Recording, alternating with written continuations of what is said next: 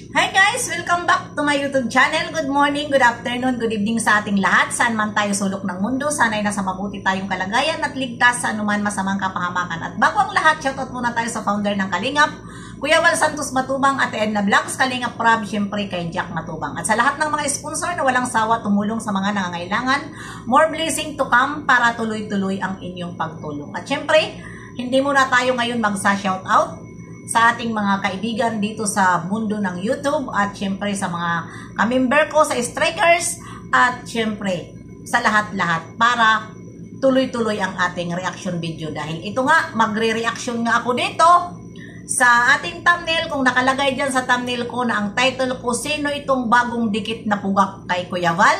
Pero ang kanyang tunay na pangalan ay Mads Agot. Ano? Mads Agot ba ito?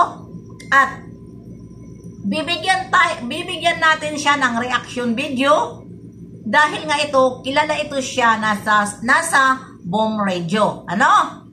At aba, parang umaayaw na siya ngayon doon sa Boom Radio dahil nga mas pinili niya ang pag-charity vlogger. Ito lang ang masasabi ko, hindi naman masama Mr. Agot, kung ikaw ay tawagin Mr. Agot or Pugak, ano, dahil kita naman dyan sa ating thumbnail ang kapugagan mo.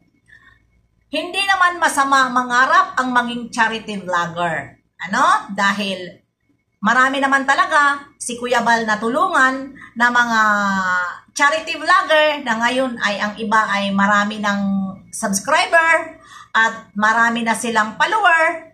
At ayan na nga, nakakapag-charity na sila. At ang iba naman ay, alam nyo na kung ano ang nangyari. Ginamit lang ang Kalingap. At ngayon ay pagkatapos nilang gamitin at kinalaban nila. Kaya hindi natin dito masisisi si Kuya Val. Ano, kung bakit si Kuya Val ay sabi nyo pa, nanunumbat si Kuya Val. Totoo nga naman. Diba? Dahil ginamit nyo nga. I-example na lang natin ngayon. Dito sa tatlong kumakalaban sa kanya kay Joel Salcido, si Jumart, kinikilala yan na dati sa Kapalunggayan kay Kuya Val. Binertdihan pa nga ito ni Kuya Val. At si Jose, ano? At ano ang nangyayari ngayon? Hindi ba nila kinakalaban si Kuya Val pagkatapos nilang gamitin ang Kalingap? Kung ano-ano ang mga binabato dito kay Kuya Val. Kaya yan ngayon ang aking nararamdaman nga kapag mayroong bago na pumapasok dyan dahil ikaw nga ay bagong dikit, andyan padikit-dikit ka. Umayos ka at huwag mo silang gayahin. Dahil iniwan mo ang Boom Radio na sana ay doon ka muna sana habang nangangarap ka na ikaw ay mag-charity vlogger para makilala ka sa mga karamihan at i-announce mo muna dapat doon na yan ang gusto mo, tulungan ka. Wala. At iniwan mo at bigla ka na lang dyan nagpunta sa Gumaka Landing Fan. Dahil siguro ko may crush ka kay Maramara 77. Dahil nga si Maramara ay alam nyo naman pag ito magkilay, di ba? Pag magkilay ito si Maramara. Kaya yan, diyan ko masasabi na kami ay nagpuprotekta lang ngayon dito sa Kalingap dahil marami na ang nakapasok sa Kalingap. Na pagkatapos ng lahat, ano ang ginagawa nila? Kung ano-ano ang mga pinagbabato, at ngayon, kung ano-ano ang tinatawag na ngayon kay Kuya Val, dahil monetize na sila at nakilala na sila sa kalahatan. Kaya, yun lang ngayon.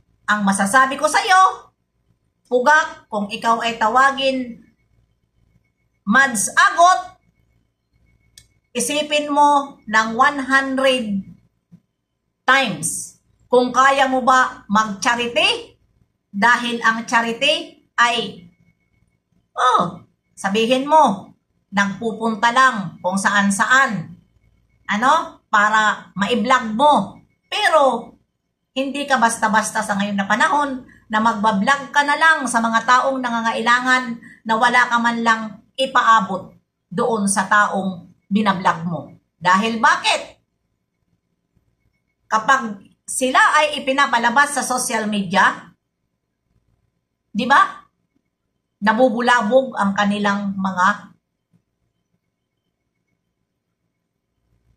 yung mga sekreto nila, yung mga ganyan, nakikita na sila sa social media.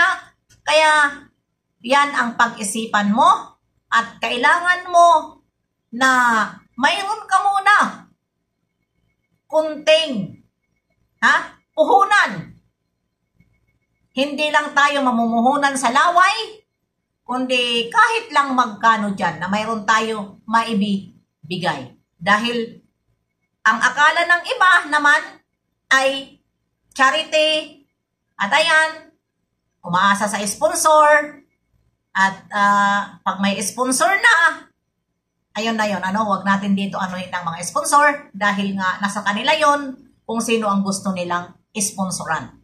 Kaya yun lang ang ating kung baga ay kaming mga reactor ngayon ng Kalingap, lalong-lalo na kami na dito na mga reactor ni Kuya Bal. Yun lang po ang amin ngayon pinoprotektahan na mga bagong Kalingap ay talagang sisitahin at sisitahin namin yan. Bahala na kung magalit si Kuya Bal. Basta kami, magsisita lang kami. Dahil hindi lang naman dito si Kuya Bal ang nakikipagbanatan, sa kanila. Di ba? Diskusyon. Kundi kami na mga reactor na nagmamalasakit kay Kuya Bal ay kasama kami dito sa bakbakan. Kung halimbawa man may bakbakan na. Kaya yun lang ang pinoprotekta namin na mga reactor dito sa Kalingap. Dahil marami na kaming na kita. At hanggang ngayon, kita nyo man kung ano ang nangyayari ngayon sa Kalingap mula noon hanggang ngayon, hindi nakukuha ang kaguluhan. Magulo pa rin. Kaya yun lang Mads Agot, kung ikaw man ay tawagin pugak, yun lang ang akin marereaksyon sa inyo. At bahala ka na kung sagutin mo ako.